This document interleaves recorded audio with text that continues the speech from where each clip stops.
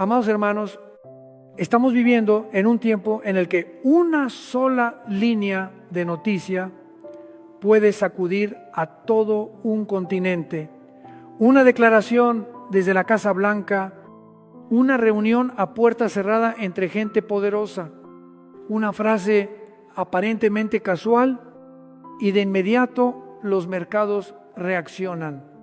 Las naciones se tensan y los mapas estratégicos se redibujan en una sola noche en días recientes.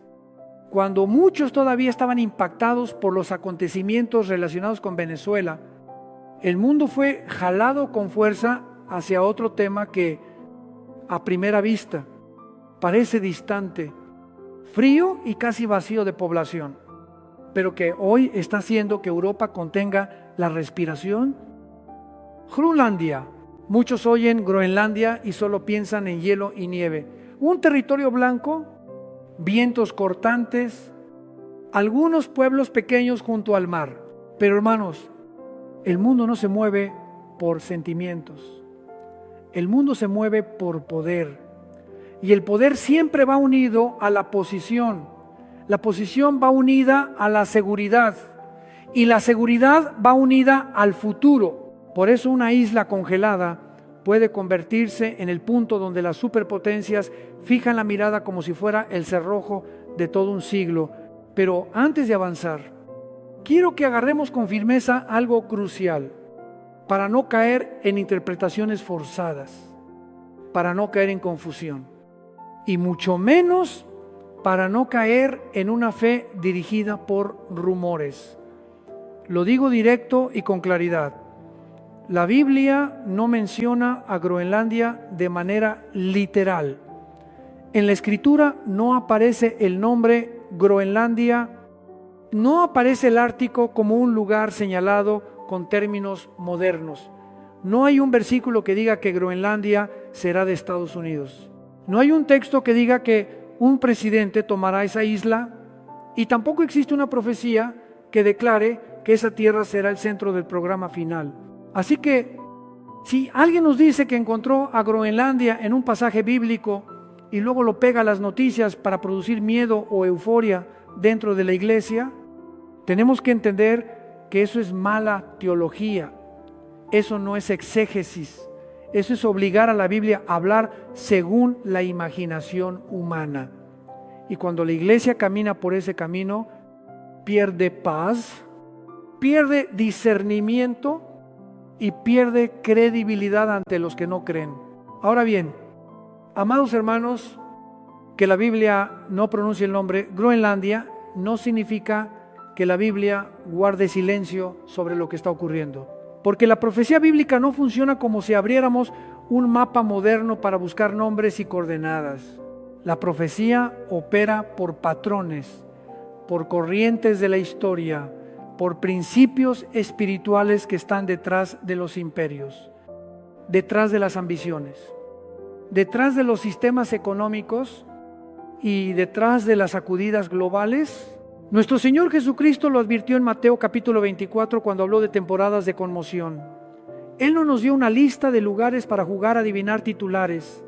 Él nos dio un retrato del corazón humano inquieto, de guerras y rumores de guerras, de un ambiente de inestabilidad que se expande. Y hermanos, cuando el mundo se cansa de la incertidumbre, hará todo lo posible por asegurar ventaja, por asegurar protección, por asegurar control.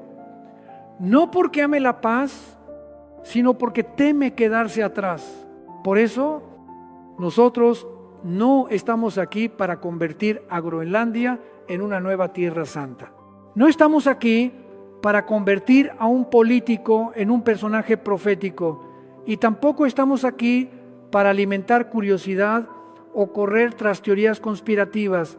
Estamos aquí para aprender discernimiento, para mirar el mundo bajo la luz de la palabra de Dios, para recordar que la historia no fluye como un río sin dueño, Dios gobierna. Y cuanto más nos acercamos al cierre de esta era, más claramente se revelan esos patrones que la Biblia describió desde hace mucho. Ahora quiero que pensemos una pregunta sencilla, pero real. ¿Por qué Groenlandia?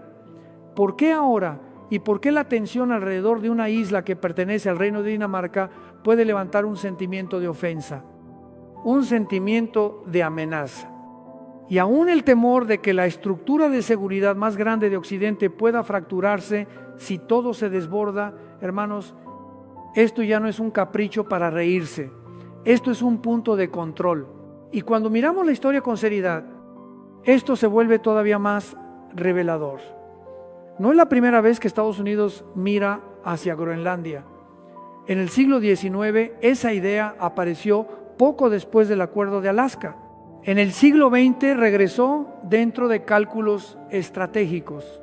Después de la Segunda Guerra Mundial regresó con propuestas más grandes y con una necesidad militar más explícita. Y al entrar al siglo XXI regresó con un lenguaje más firme.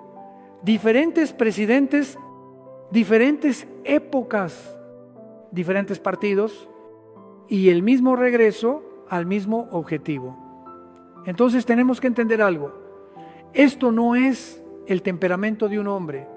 Esto es una fuerza de arrastre sistémica. Y esa fuerza nace de algo que el ser humano no puede mover. Aunque tenga tecnología, aunque tenga dinero, aunque tenga ejércitos. Nace de la geografía. Muchos piensan que la geografía es una clase de montañas, ríos, mares e islas. Pero para las potencias, la geografía es destino.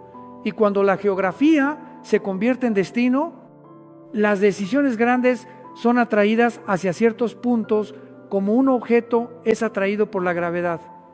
El mundo del poder no nos pregunta si nos gusta o no, solo hace una pregunta. ¿Quién controla el punto clave? Controla el flujo.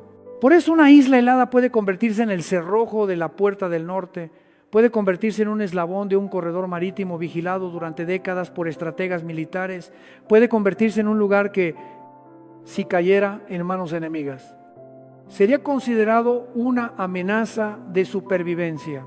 Pero, amados hermanos, hagamos una pausa para mantener el alma en su lugar. Nosotros hablamos de geopolítica no para entrar en pánico. Nosotros hablamos de geopolítica no para idolatrar ni para odiar. Nosotros hablamos de geopolítica para reconocer que el mundo está entrando en una etapa de reconfiguración y cuando el mundo se reconfigura, la iglesia tiene que reordenar su centro. Nuestro centro no son las noticias, nuestro centro es Jesucristo. Así que lo que estamos haciendo aquí es levantar un marco y poner una barrera de discernimiento. Groenlandia no es un nombre profético en la Biblia, pero Groenlandia se ha convertido en una señal de nuestro tiempo, porque toca patrones bíblicos sobre la sacudida de las naciones, sobre la disputa por posiciones estratégicas, sobre la sed de controlar el futuro en un mundo cada vez más inestable. Y cuando nosotros veamos con claridad ese patrón, entenderemos por qué durante casi 160 años Estados Unidos vuelve una y otra vez hacia Groenlandia como si la geografía hubiera puesto allí una cita ineludible. Y también entenderemos por qué la presión de hoy es más intensa que antes. No porque la naturaleza humana haya cambiado, sino porque el escenario mundial está entrando en una transición delante de nuestros ojos. Amados hermanos, ahora tenemos que profundizar un nivel más, porque si nos quedamos solamente con la emoción de los titulares, vamos a ser arrastrados por el ruido y no por la verdad. La pregunta real no es qué dice la prensa, la pregunta real es ¿por qué? De generación en generación. Estados Unidos vuelve una y otra vez a un objetivo que para muchos parece absurdo. Y cuando miramos la línea histórica con seriedad, descubrimos algo inquietante.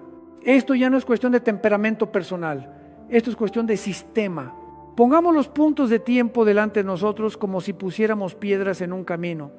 Después del Acuerdo de Alaska, en el año 1867, surgieron propuestas para explorar la posibilidad de comprar Groenlandia. Al comenzar el siglo XX, alrededor de 1910, la idea reapareció dentro de cálculos estratégicos. Y después de la Segunda Guerra Mundial, en 1946, el presidente Harry Truman ofreció una suma enorme para aquella época con tal de adquirir esta isla. Luego, al entrar al siglo XXI, en 2019, Donald Trump puso sobre la mesa la idea de comprar Groenlandia y sacudió a la opinión pública. Y más tarde, en 2025, la historia volvió con más fuerza, con un enfoque más duro y con declaraciones donde se subrayaba que el argumento central era la seguridad. Amados hermanos, vean esto: diferentes generaciones, diferentes partidos, diferentes contextos históricos y sin embargo el mismo retorno al mismo punto. Si esto fuera un simple impulso, habría muerto hace mucho. Si esto fuera solo un espectáculo mediático, no habría sobrevivido tanto, pero no muere, regresa. Y eso nos dice que hay una fuerza de atracción detrás, como un jalón invisible que arrastra a cualquier nación que ocupa el papel de superpotencia hacia ese lugar. En la ciencia de sistemas complejos existe un concepto que se llama atractor, un punto de atracción. Cuando un sistema suficientemente grande opera durante suficiente tiempo, aparecen puntos hacia los cuales sus trayectorias tienden a volver. Tal vez suene académico, pero en realidad es muy sencillo. Mire un río.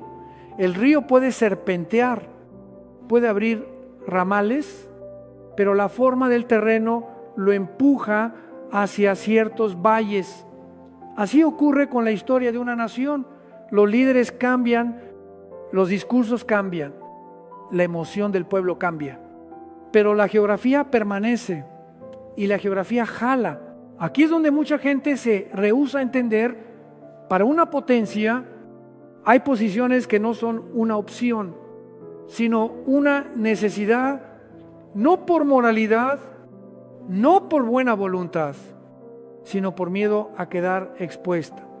Se ha dicho muchas veces que Estados Unidos es una nación protegida por su geografía, 2 océanos, vecinos relativamente seguros, pero existe una dirección que, a través de su historia, siempre le ha preocupado el norte.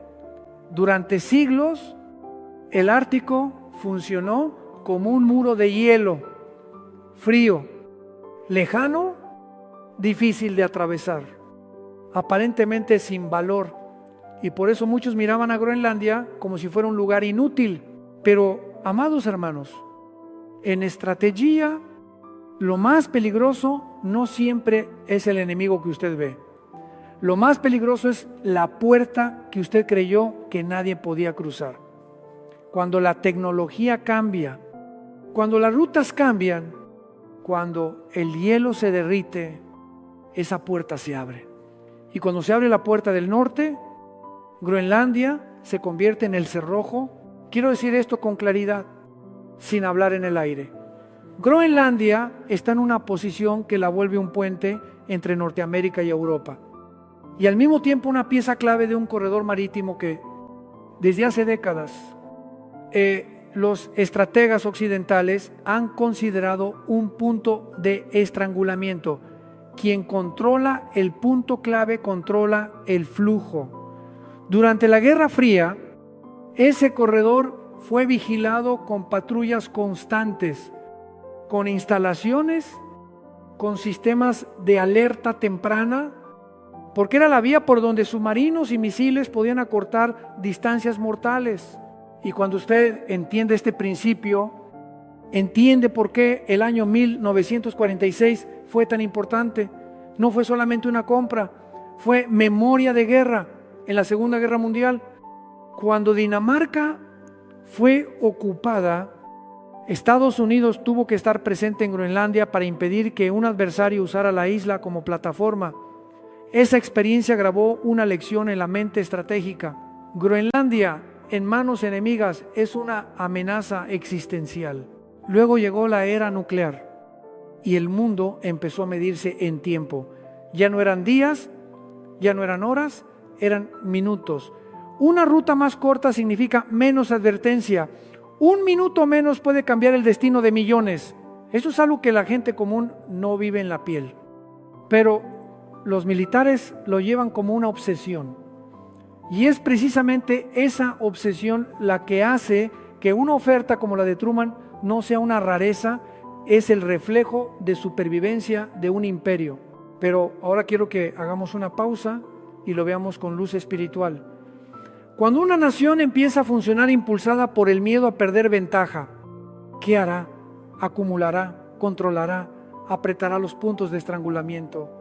Y aquí la Biblia siempre desnuda la realidad. El poder de este mundo rara vez se detiene en lo suficiente. Siempre quiere más, porque nunca se siente seguro. Por eso estas disputas por posiciones estratégicas nunca son solo asunto de mapas. Detrás está el corazón humano. Amados hermanos, no digo esto para volvernos amargados. Lo digo para que despertemos, porque si no despertamos, vamos a ser engañados en dos direcciones. Una, idolatrando la política, creyendo que una decisión humana salvará al mundo.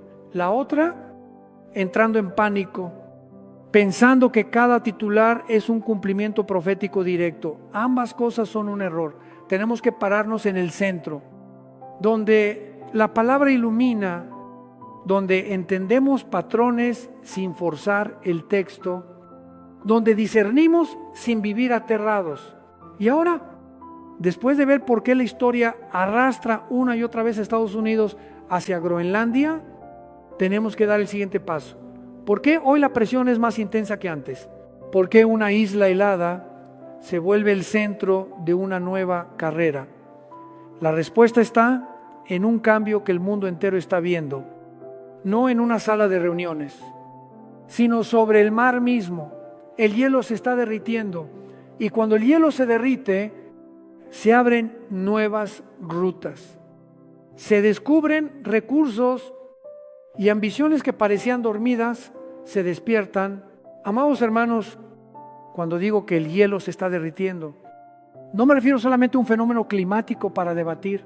Estoy hablando de una puerta estratégica que durante siglos estuvo cerrada por el hielo y que hoy se está abriendo delante de los ojos del mundo. Y cuando esa puerta se abre, los lugares que antes eran considerados lejanos, fríos, inútiles, de repente se convierten en puntos decisivos.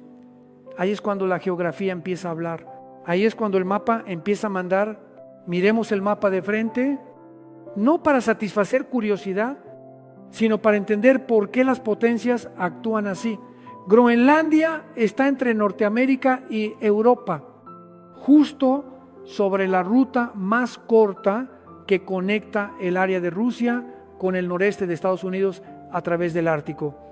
Cuando se trazan rutas aéreas estratégicas, cuando se calculan corredores de aproximación para submarinos, Groenlandia aparece como un punto clave. En pensamiento militar existe un principio simple: quien controla el cuello de botella controla el flujo. Es igual que quien controla el puente controla el camino. Pero Groenlandia no es solo un cuello de botella aislado. Forma parte de una estructura mayor.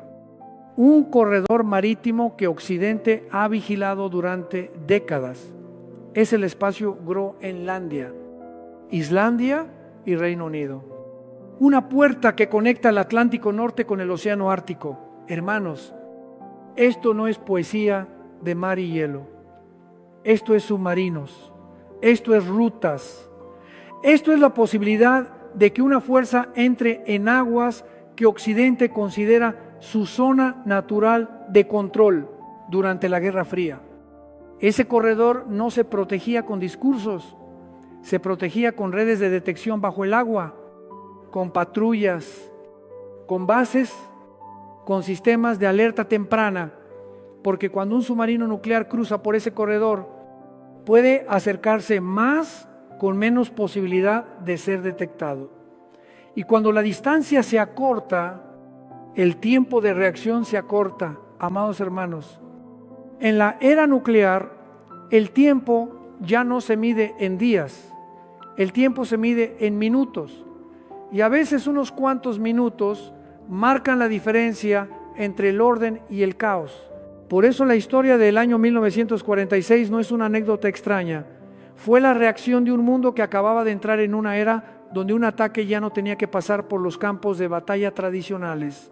Podía venir por el cielo ártico, que antes muchos ignoraban. Entonces la alerta temprana se volvió una obsesión y Groenlandia, por su ubicación, se convirtió en el lugar donde se pone la mirada. No porque sea hermosa, sino porque es decisiva. Ahora, amados hermanos, conectemos esto con una realidad del siglo XXI.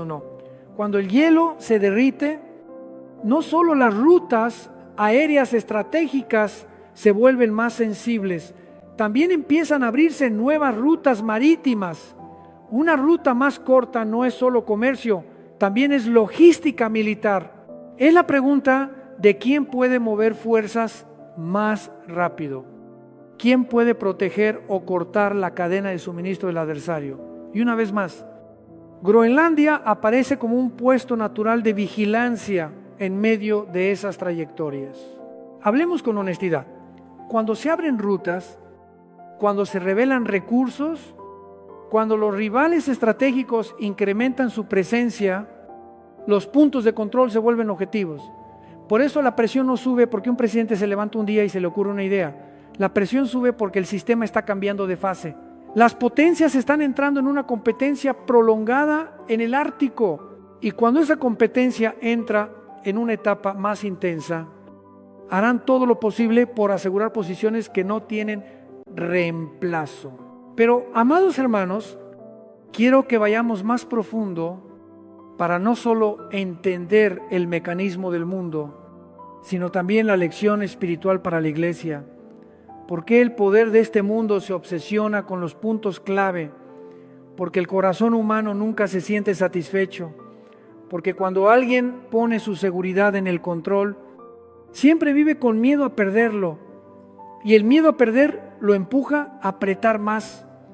Apretar más lo empuja a avanzar. Avanzar lo empuja a chocar con otros. Y ese choque produce inestabilidad. Este es el patrón que la Biblia siempre deja al descubierto. Los imperios se levantan prometiendo estabilidad, pero mientras más se levantan, más aprietan. Mientras más aprietan, más asfixian al mundo. Y entonces la humanidad empieza a clamar por un orden nuevo, por una solución nueva, por alguien que pueda arreglarlo todo. Y es precisamente en ese contexto donde el engaño se vuelve más peligroso que nunca. Así que lo que estamos viendo alrededor de Groenlandia no es un misterio místico, es una señal de cómo funciona el mundo cuando entra en una etapa de reconfiguración. Una isla se vuelve un foco de tensión porque está justo donde el poder se cruza. Y cuando el poder se cruza, las palabras dejan de ser suficientes. Entonces empiezan a contar barcos, a contar bases, a contar capacidades y a contar incluso los minutos de alerta temprana. Y ahora tenemos que dar el siguiente paso, una pregunta que va a sacudir a muchos.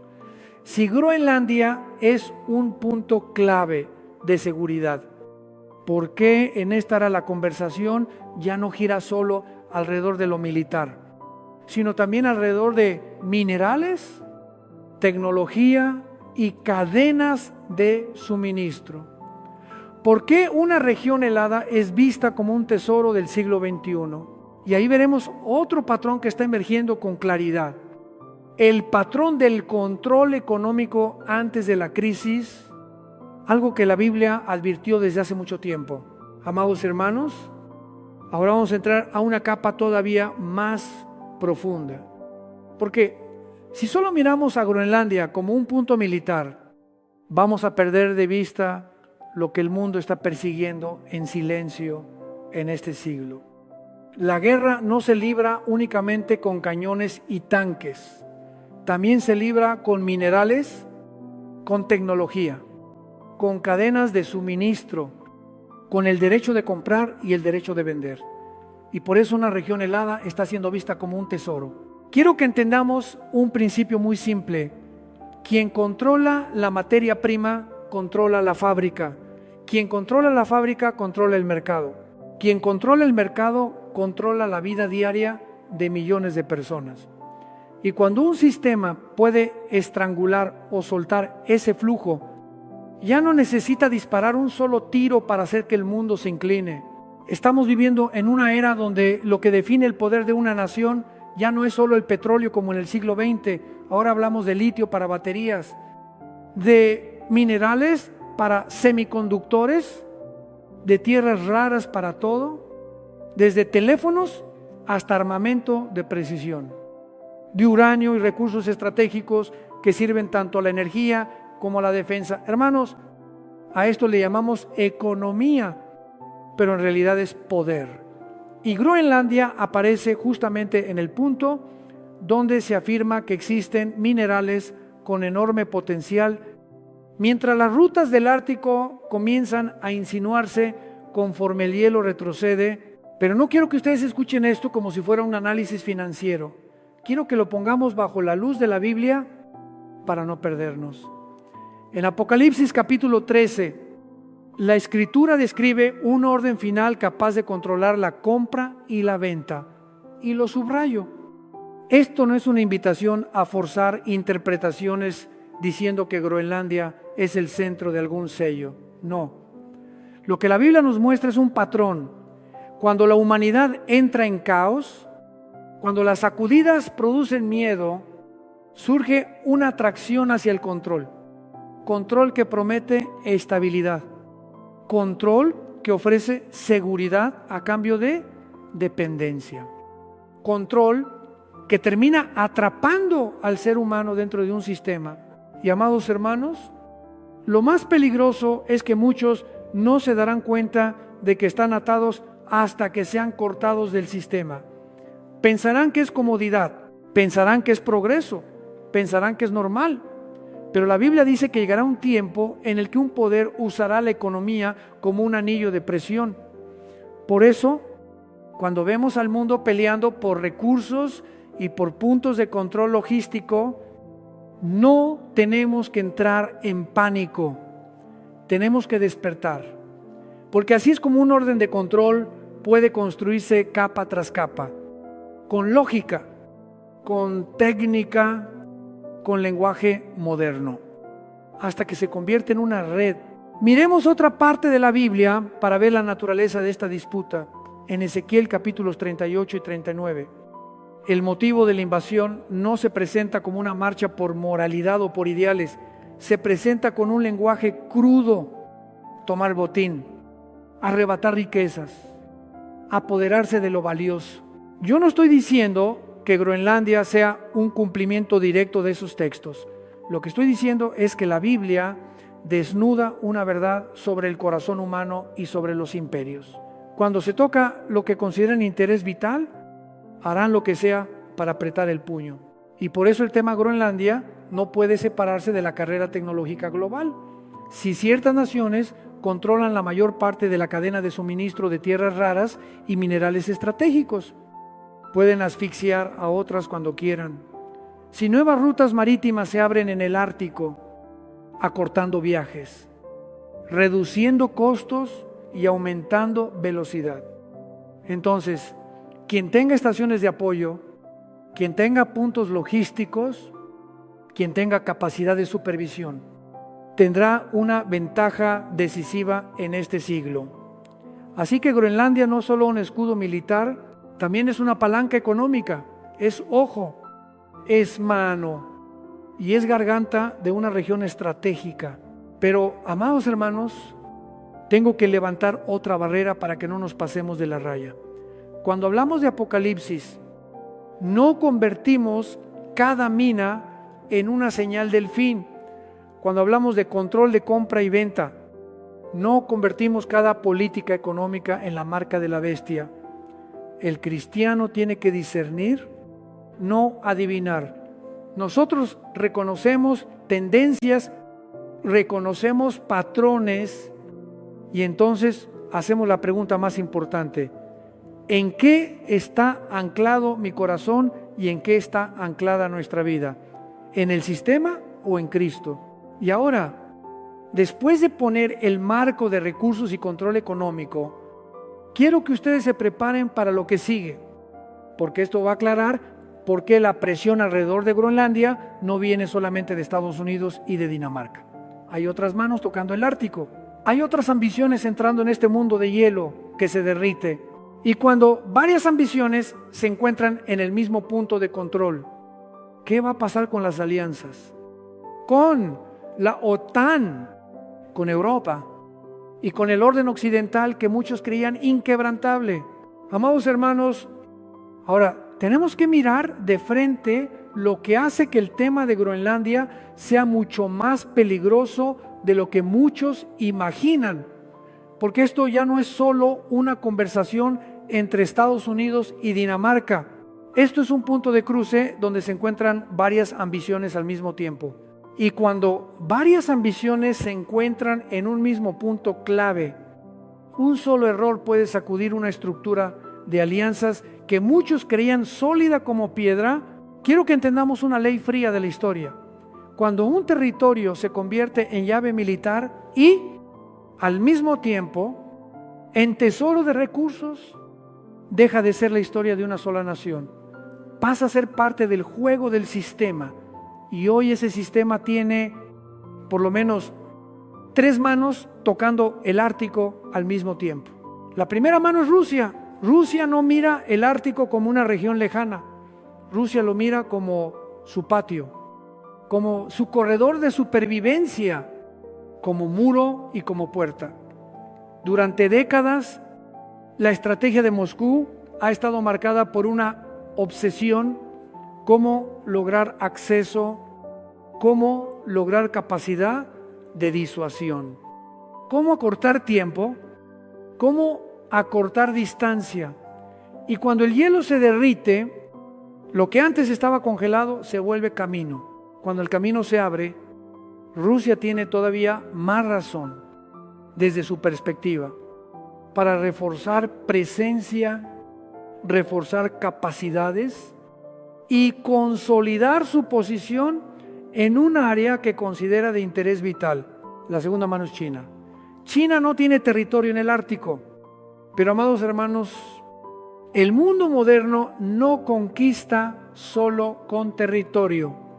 El mundo moderno conquista con cadenas de suministro, con inversión, con proyectos, con tecnología, con dependencia. Cuando una potencia industrial ve rutas más cortas, ve minerales estratégicos, ve una vía que puede reducir la dependencia de los cuellos de botella tradicionales, va a hacer todo lo posible por entrar. Y una vez que entra, no sale fácilmente. La tercera mano es Estados Unidos y toda la estructura occidental, incluyendo la OTAN. Aquí tenemos que observar con cuidado, porque mucha gente habla de la OTAN como si fuera una roca, pero la historia nos enseña que toda alianza tiene grietas. Las alianzas no se rompen solamente porque el enemigo sea fuerte. A menudo se rompen por la sospecha interna, por la pregunta de quién sacrifica más, quién gana más, quién está usando a quién como herramienta.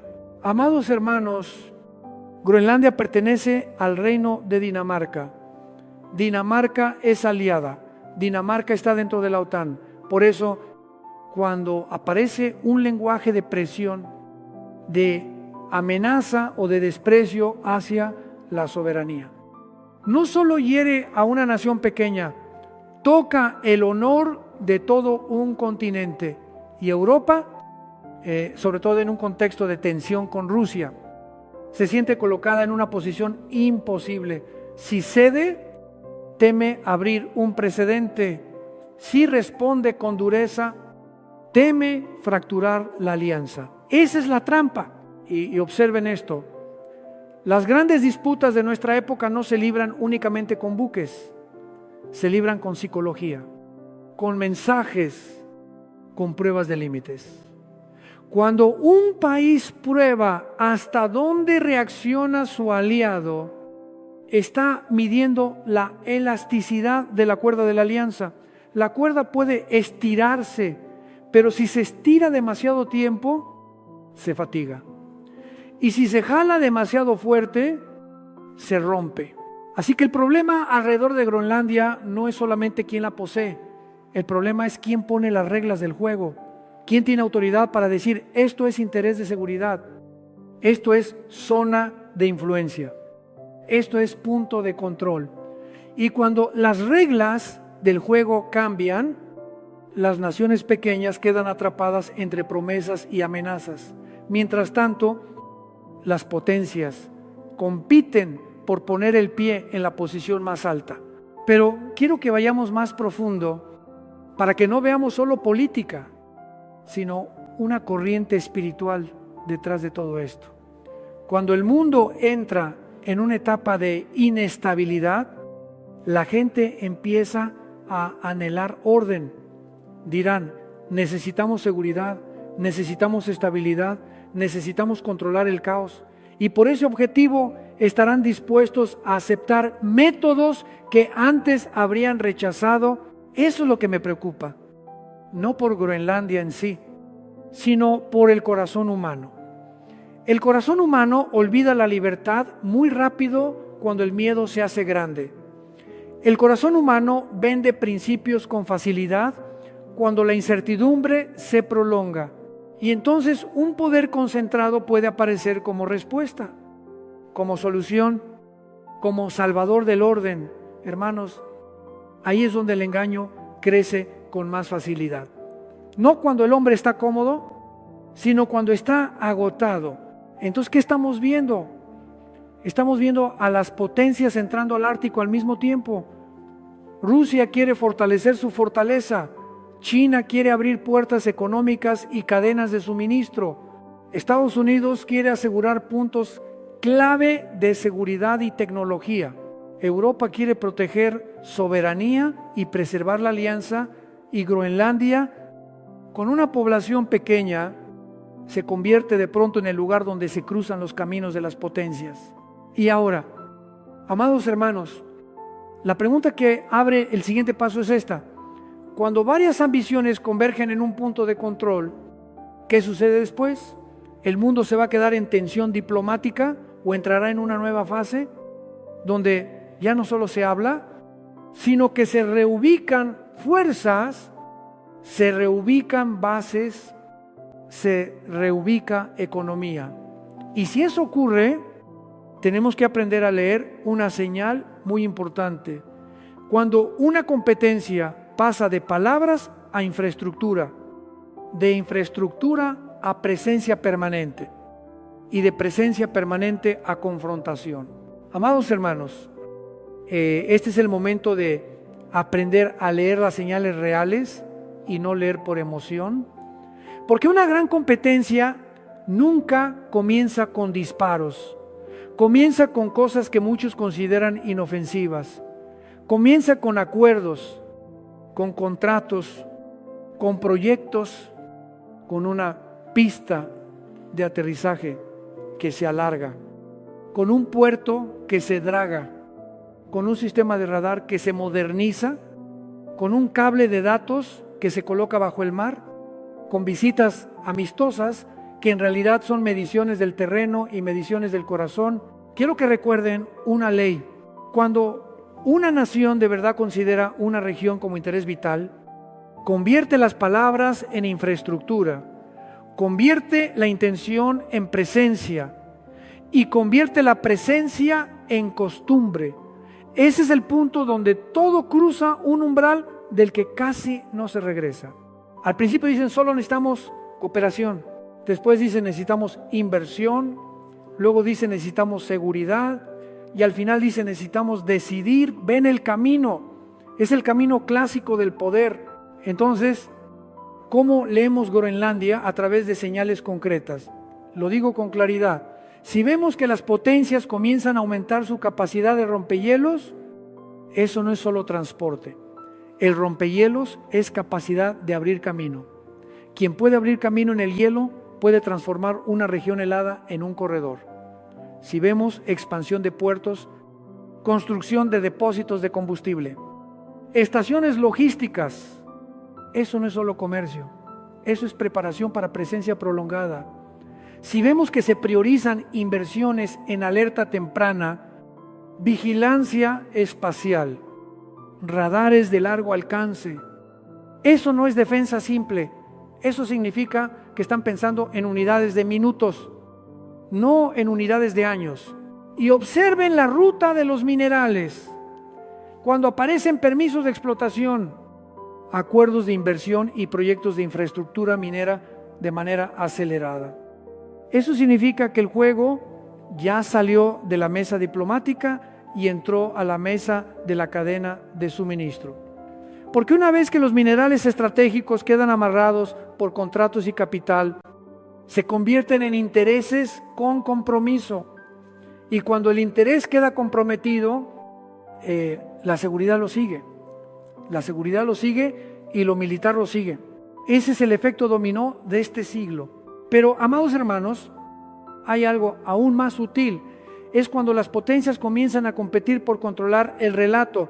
Ya no es solo conquistar una región, es conquistar la forma en que el mundo entiende esa región. Dirán, esto es defensa. Dirán, esto es libertad de navegación. Dirán, esto es proteger a los aliados. Dirán, esto es frenar la influencia del adversario. Y cada relato tiene una parte de verdad, pero también una parte que oculta, porque el poder siempre se viste de justicia y la iglesia tiene que aprender a mirar más allá del vestido para ver la realidad. Miedo, ambición y sed de control, inseguridad del corazón humano. Por eso quiero que nos detengamos y preguntemos, ¿en qué tipo de época estamos viviendo? Una época donde el deshielo no solo abre rutas para barcos, sino que abre rutas para la ambición. Una época donde la tecnología no solo trae comodidad, sino dependencia. Una época donde la estabilidad se vende como mercancía y muchos están dispuestos a pagar con su libertad para comprar una sensación de seguridad.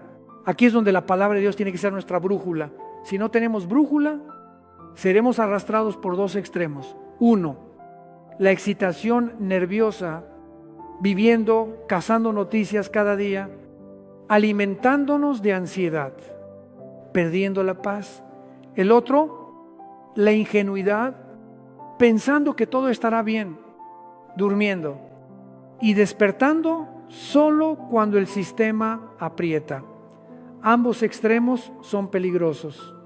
Necesitamos otro camino, el camino de la vigilancia y la fidelidad. Les digo esto como una advertencia pastoral. Cuando el mundo entra en etapa de reposicionamiento, produce una sensación muy poderosa, la sensación de que todo va hacia un punto inevitable, y esa sensación puede llevar a muchos a la desesperación. Pero Dios no quiere que vivamos desesperados. Dios quiere que estemos firmes. No porque tengamos información secreta, sino porque tenemos la verdad. Dios sigue gobernando y la historia sigue en sus manos. No en manos de mapas estratégicos.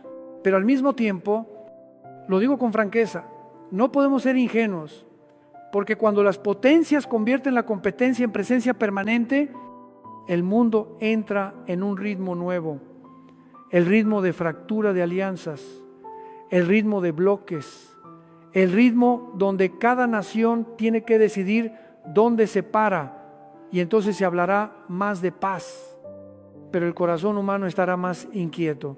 Ustedes han visto este patrón en la Biblia. Antes de que se imponga un orden, siempre se predica estabilidad. Pero esa estabilidad muchas veces se construye sobre miedo y sobre control. Entonces, la pregunta que tenemos que enfrentar es esta: si el mundo va hacia un orden levantado para controlar el caos, ¿cómo discierne el cristiano para no ser comprado por la promesa de seguridad? y tampoco ser triturado por el miedo a la guerra. Y más profundo aún, ¿cómo reconocemos el momento en que la humanidad comienza a estar dispuesta a entregar poder a un sistema centralizado solo para comprar una sensación de calma? Amados hermanos, aquí es donde tenemos que ir directo al corazón del asunto. Porque si entendemos la geopolítica, pero no entendemos el corazón humano, no vamos a entender esta época. La Biblia no solo habla de guerras allá afuera, la Biblia habla de una preparación interna en la humanidad. Una preparación psicológica y social que hace que el mundo esté dispuesto a entregar poder a un orden concentrado con tal de comprar una sensación de seguridad. Jesús advirtió que en los últimos días el corazón de muchos se apagará de miedo por las cosas que vendrán sobre la tierra. Cuando el temor se acumula por demasiado tiempo, el ser humano se agota. Y cuando el ser humano se agota, ya no busca la verdad, busca tranquilidad. Ya no pregunta qué es correcto, pregunta qué me quita la ansiedad. Y ese es el terreno más fértil para toda forma de control. Recuerden esto, el anticristo no sube presentándose como villano, sube ofreciendo soluciones, sube prometiendo estabilidad, sube prometiendo terminar con el caos. Por eso lo más aterrador no es que aparezca un hombre malo, sino que aparezca un sistema precisamente cuando la humanidad está exhausta. Y entonces la humanidad diga, estamos listos. En Daniel capítulo 7 vemos una imagen de un poder que aplasta. Pero no olviden, ese poder no aplasta solo con armas, aplasta con leyes, aplasta con estructuras, aplasta con la capacidad de obligar al mundo a funcionar bajo un solo molde. Y para que un solo molde sea aceptado, el planeta tiene que pasar por una etapa suficientemente caótica, suficientemente atemorizante, suficientemente desorientadora. Ahora, conecten esto con el mundo de hoy. ¿Qué estamos viendo? Estamos viendo rutas de transporte amenazadas. Estamos viendo energía convertida en arma. Estamos viendo minerales estratégicos convertidos en cuellos de botella. Estamos viendo alianzas puestas a prueba y confianza desgastándose. Estamos viendo un mundo donde incluso un territorio como Groenlandia puede levantar preguntas sobre la unidad de Occidente. ¿Qué produce todo eso? Produce la sensación de que el mundo se está saliendo de control. Y cuando la humanidad siente que el mundo se le escapa de las manos, abraza cualquier cosa que prometa devolverle control. Amados hermanos, aquí tengo que hablar con claridad. La iglesia no puede convertirse en víctima de la psicología de masas. El cristiano no puede vivir como alguien sin esperanza. Si miramos al mundo y solo vemos miedo, nos van a comprar. Si miramos al mundo y solo vemos conspiraciones, nos van a engañar.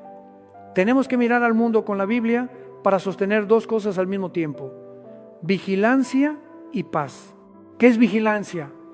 Vigilancia es reconocer que mientras más inestable se vuelve el mundo, más aparecen invitaciones a entregar poder al sistema, entregar poder a la tecnología, entregar poder a estructuras capaces de controlar la compra y la venta, entregar poder a mecanismos capaces de vigilar, clasificar y excluir. Y cada vez que se pide ese poder, siempre viene envuelto en palabras hermosas: seguridad, comodidad, orden, estabilidad, bienestar. Pero el creyente tiene que preguntar, ¿cuál es el precio? El precio es libertad. El precio es conciencia. El precio es la capacidad de decir no cuando el sistema exija algo que contradiga a Dios. ¿Qué es paz? Paz no es cerrar los ojos.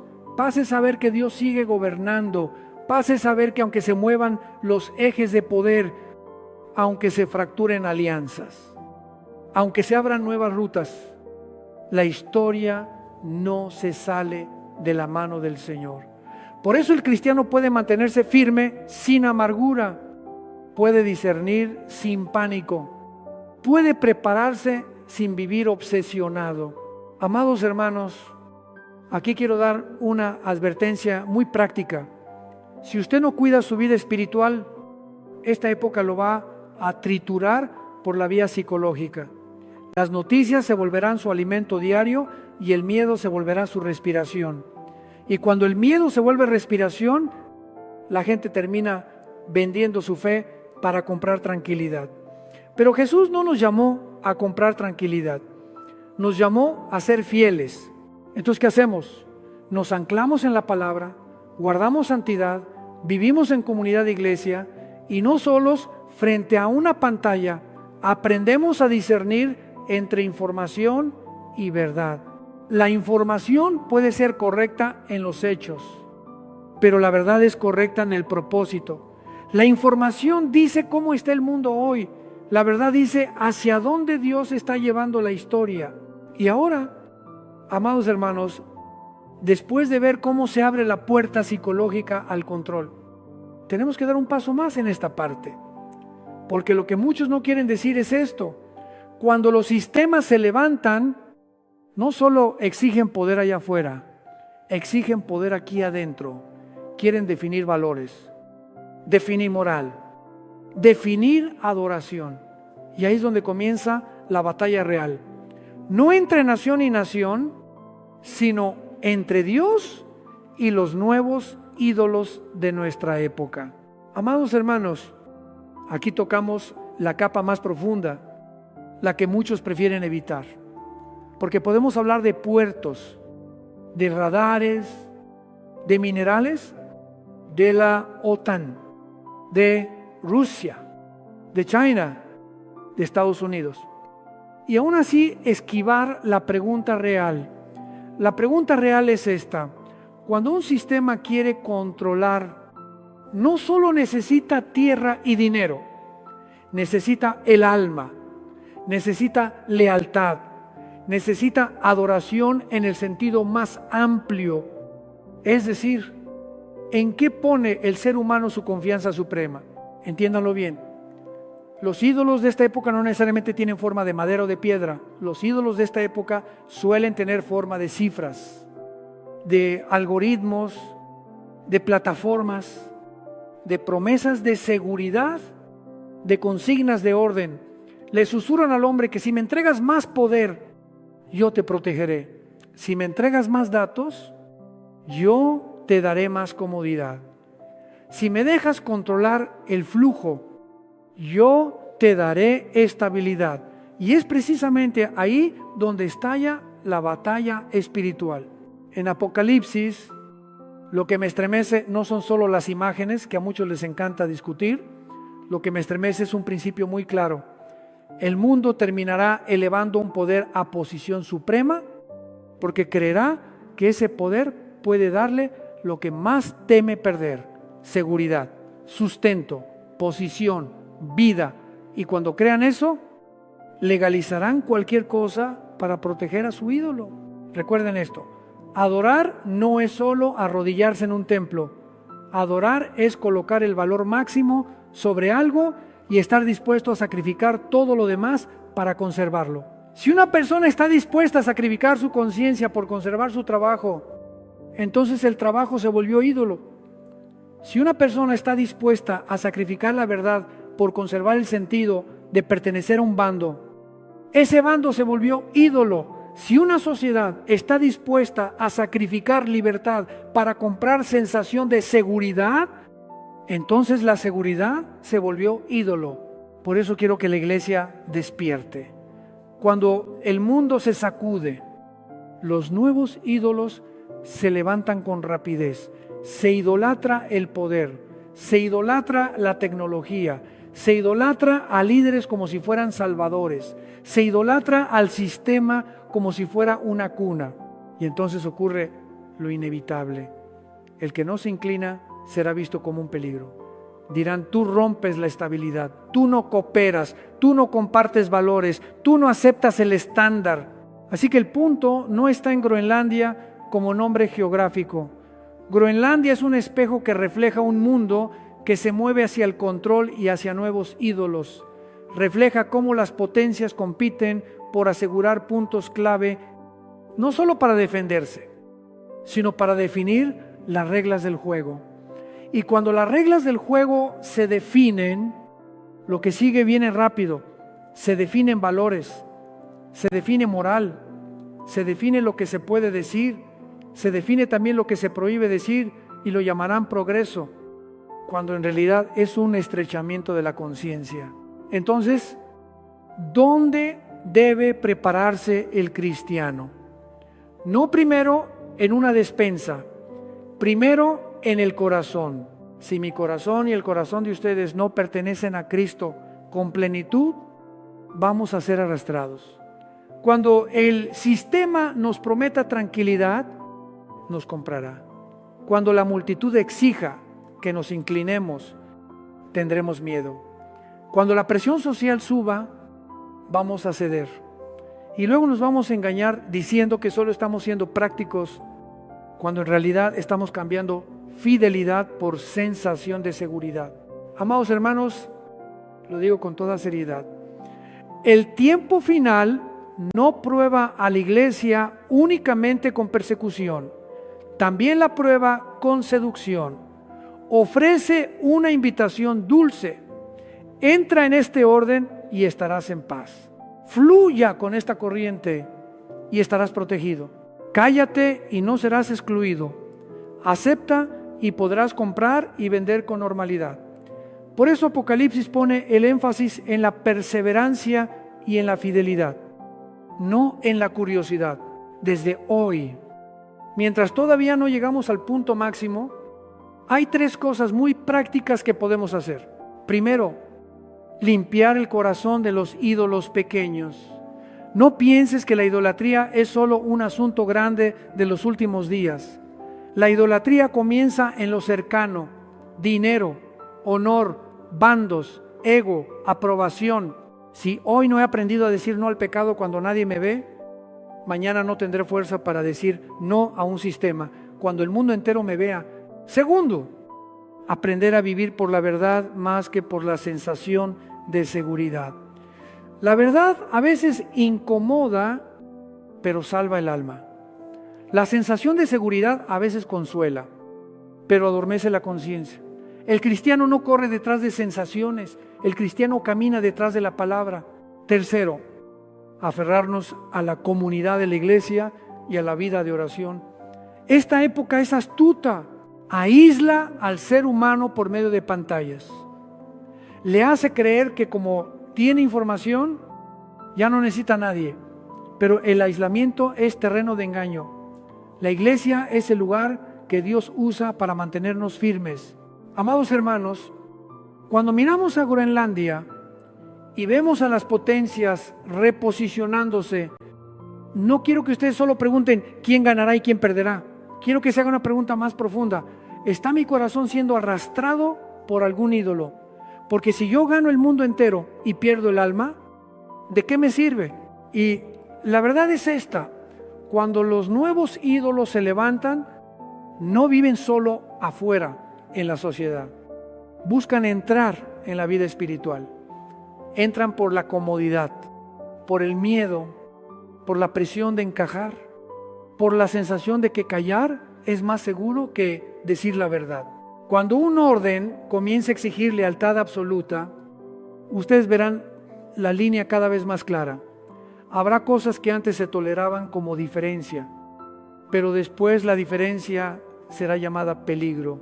Habrá cosas que antes se consideraban derecho de conciencia, pero después la conciencia será vista como obstáculo. Y ahí es donde comienza la batalla real. No entre nación y nación, sino entre Dios y los nuevos ídolos de nuestra época. Amados hermanos, hay algo que quiero decir desde el inicio de esta parte para que no les tome por sorpresa. Cuando un orden comienza a exigir lealtad absoluta, no atacará la fe solamente con violencia. Atacará redefiniéndolo todo. Cambiará el significado de las palabras. Convertirá lo malo en algo celebrado y lo correcto en algo sospechoso. Y lo hará con una sutileza tal que muchos pensarán que están avanzando, cuando en realidad están siendo arrastrados. La Biblia llama a esto engaño, no un engaño burdo, sino un engaño legal, razonable, con apariencia humanitaria, con apariencia de bien común. Dirán, solo necesitamos unificar estándares, solo necesitamos un sistema de valores compartido, solo necesitamos estabilidad social. Pero, amados hermanos, cuando se levanta un sistema de valores que no pone a Dios en el centro, tarde o temprano se convierte en un martillo. Deja de ser un marco moral para proteger al ser humano y se vuelve un instrumento para presionarlo. Por eso, la señal que la iglesia tiene que reconocer no es únicamente el cambio de fronteras o el cambio de alianzas. La señal más profunda es el cambio de la conciencia social. Cuando una sociedad comienza a llamar luz a la oscuridad y oscuridad a la luz, cuando empieza a odiar la verdad porque la verdad incomoda, cuando empieza a considerar obedecer a Dios como extremismo o como peligro, entonces entiendan que el aire ya cambió en ese momento. La presión más fuerte ya no viene solo desde afuera, sino desde la exigencia de callar para poder ser aceptados en ese contexto. El tema de Groenlandia se convierte en un ejemplo muy claro de cómo funciona el sistema, porque en la superficie se habla de seguridad, de comercio, de minerales, de autodeterminación, pero detrás hay una lucha por el derecho a definir quién define qué es seguridad, quién define qué es bien común, quién define qué es libertad. Y cuando esas definiciones son manipuladas, la gente común, ya sea en Groenlandia o en cualquier lugar, termina siendo solo quien recibe las consecuencias. Amados hermanos, lo que me preocupa es que muchos creyentes pueden caer en dos trampas. La primera es la trampa de la negociación moral. Dicen, yo solo me quedo callado, yo no estoy haciendo nada malo. Pero el silencio puede convertirse en un juramento de lealtad disfrazado cuando se usa para comprar tranquilidad. La segunda es la trampa de la radicalización. Reaccionan con ira, con amargura, con odio y creen que están peleando por la verdad, pero en realidad están perdiendo el fruto del Espíritu. Ambas trampas debilitan a la iglesia. Entonces, ¿cuál es nuestro camino? Nuestro camino es valentía con mansedumbre, valentía para no inclinarnos ante lo que es falso, mansedumbre para no convertirnos en gente de violencia y odio. Valentía para decir la verdad, mansedumbre para decirla con amor, valentía para conservar la conciencia limpia, mansedumbre para seguir orando por los que nos rechazan. Esto es algo que el mundo no entiende y también es lo que hace distinta a la iglesia. Amados hermanos, recuerden esto: Satanás no teme a una iglesia ruidosa. Satanás teme a una iglesia santa. Satanás no teme a una iglesia experta en discusiones. Satanás teme a una iglesia que vive rectamente. Porque cuando la iglesia vive rectamente, su luz denuncia a las tinieblas sin necesidad de gritar. Y por eso las tinieblas intentarán empujar a la iglesia a dos extremos: o a callar o a enojarse, para que pierda su luz. Así que en días en que el mundo se reconfigura, cuando las potencias compiten por puntos de control, cuando los sistemas aprietan cadenas de suministro y economía, no miren solo el mapa, miren el corazón. Pregunten si están siendo empujados a negociar con el pecado. Pregunten si están siendo arrastrados a la ira. Pregunten si están cuidando la vida de oración. Pregunten si aman a la iglesia. Pregunten si están viviendo en santidad. Porque si perdemos estas cosas, aunque entendamos todas las noticias, perderemos la batalla más importante. Y cuando la iglesia se mantiene firme así, el mundo va a mirar y va a hacer una pregunta que no podrá evitar. ¿Por qué ustedes tienen paz cuando todo tiembla? ¿Por qué ustedes no son comprados por la promesa de estabilidad? ¿Por qué ustedes no son triturados por el miedo? Y ahí es donde tenemos una oportunidad para testificar de Jesucristo, el único que puede dar paz verdadera, no la paz del sistema, sino la paz del reino de Dios. Amados hermanos, llegamos al punto de recoger todo lo que hemos dicho, no para que ustedes salgan de aquí con más información, sino para que salgan con una vida más firme. Porque si al terminar solo recuerdan Groenlandia, la OTAN, los minerales, las potencias, y se les olvida Jesucristo, entonces habremos perdido el propósito. Repito lo esencial para que el corazón no se nos deslice. Groenlandia no es un lugar profético mencionado por nombre en la Biblia. La Escritura no la llama Groenlandia. La Biblia no dice a quién pertenecerá. Y nosotros no tenemos derecho a convertir el mapa moderno en un comentario bíblico. Pero al mismo tiempo, Groenlandia funciona como un espejo que refleja patrones que la Biblia ya advirtió, el patrón de regiones que parecían lejanas y de pronto se vuelven decisivas, el patrón de la disputa por recursos y por el control del flujo económico, el patrón de la reconfiguración del poder y del cansancio de la humanidad frente al caos. Si ustedes lo miran así, no caerán en especulaciones, pero sí estarán despiertos. Entonces, ¿cuál es la aplicación pastoral para nosotros? Quiero dejarles 4 cosas muy claras para que se las lleven a casa y las vivan esta misma semana. Primero, no permitan que las noticias pastoreen el alma. Las noticias pueden decirles qué está haciendo el mundo, pero solo la palabra de Dios puede decirles cómo deben vivir ustedes. Si ustedes empiezan el día con ansiedad y lo terminan con ansiedad, entonces han permitido que esta época moldee su mente.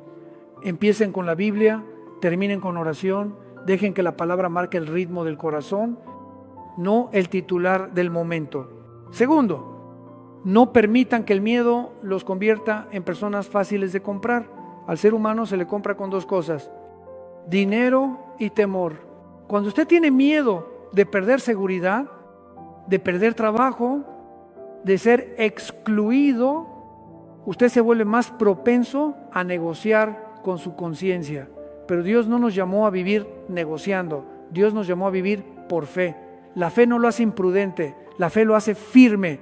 La fe le da la fuerza para decir no a lo que es malo sin perder la paz. Tercero, cuiden el corazón de los ídolos de esta época. Un ídolo no es solo una estatua, un ídolo es cualquier cosa que ocupa el lugar de Dios en mi interior. Hay quienes idolatran el sistema, hay quienes idolatran la tecnología, hay quienes idolatran líderes, hay quienes idolatran bandos.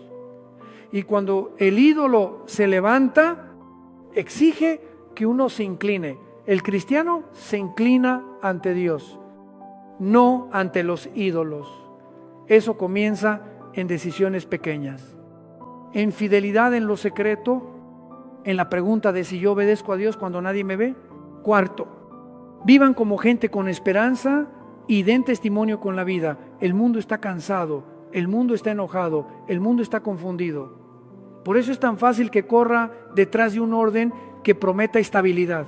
Pero cuando ustedes viven con paz, con santidad y con amor, están haciendo algo que ningún gobierno puede producir. Están mostrando que existe otro reino, otro rey y otra paz.